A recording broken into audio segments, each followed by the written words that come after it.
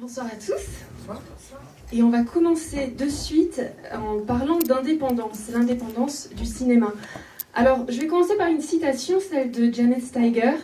L'indépendance est un investissement émotionnel et intellectuel. Elle se fonde sur une pratique et non sur des critères économiques et institutionnels. J'aimerais bien avoir la vision de chacun de vous sur cette assertion, cette citation, en tout cas sur le cinéma indépendant. Donc moi, j'ai du mal à définir ce que c'est que le cinéma indépendant, parce qu'en fait, ça veut absolument pas dire grand-chose. Indépendant par rapport à qui, par rapport à quoi? On est rarement indépendant. On a toujours quelqu'un à qui on doit rendre des comptes, à moins d'être vraiment tout seul dans son coin.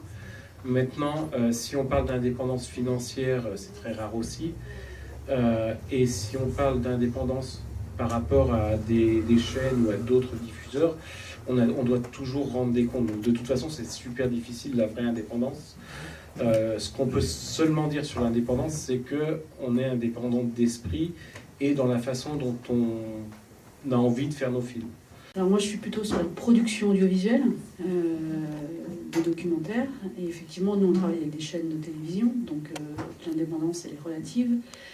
Néanmoins, on arrive à faire passer nos idées et nos envies, et ça fait partie du rôle du producteur, malgré tout, de défendre le projet auquel il croit, de défendre le travail d'auteur, parce que nous, sans auteur, on n'est rien. Voilà. C'est les auteurs qui amènent les projets, qui amènent les idées, les envies.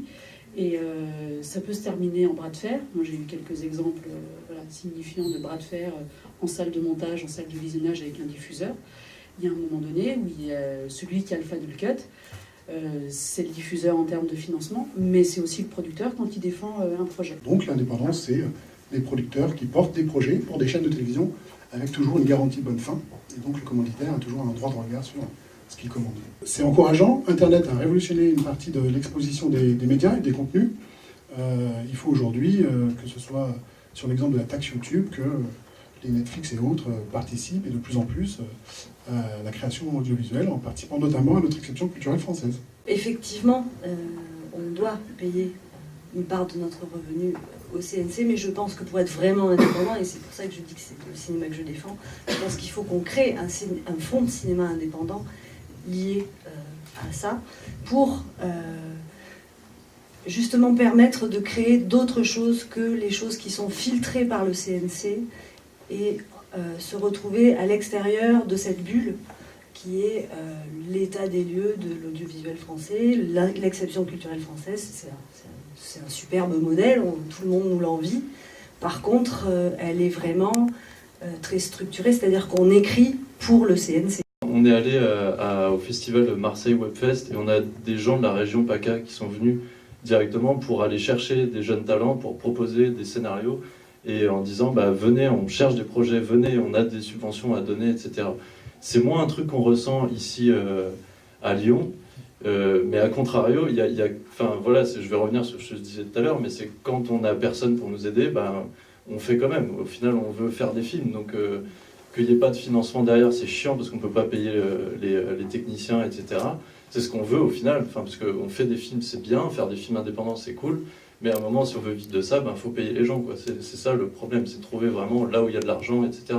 Donc c'est peut-être ça la complexité pour un producteur, c'est d'arriver à rendre rentable le film et à trouver de l'argent qui sort. Et il a fallu qu'on dise qu'on avait un diffuseur pour avoir quelqu'un qui nous dise « Ah d'accord, ok, on va se donner rendez-vous dans ce cas-là ». Si on était juste quelqu'un qui faisait un court-métrage et qui voulait réaliser un film ou faire une série, on n'avait personne, parce qu'eux, ils cherchent des longs-métrages.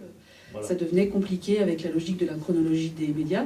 Voilà, on est un des seuls pays à avoir cette contrainte-là, c'est-à-dire qu'on ne peut pas, à part Canal qui se permet de pouvoir diffuser rapidement en étant financeur des films, il y a la difficulté de pouvoir sortir un film dans différents supports, sachant que le public de la salle n'est pas forcément le public d'un France 5 ou d'un France 3 à des heures complètement incroyables, et que quand on a une diffusion en salle, en tout cas pour un documentaire, très souvent, il y a un accompagnement qui est fait avec une logique de débat, il y a le réalisateur qui vient, donc il y a un événement qui est créé autour d'une diffusion. Et si on fait un film pour Internet, on sait que on risque d'être regardé sur un téléphone portable, sur un écran maximum de 15 pouces, pour les tablettes, et on ne va pas faire le film de la même manière. Donc c'est vraiment ça qui est important pour moi, c'est la destination du film. Merci beaucoup, on remercie quand même nos invités. Bérangère Dastarac, Stéphane Roche, Olivier Attebi, Victor Gautreau et Carole Mangold. Merci beaucoup.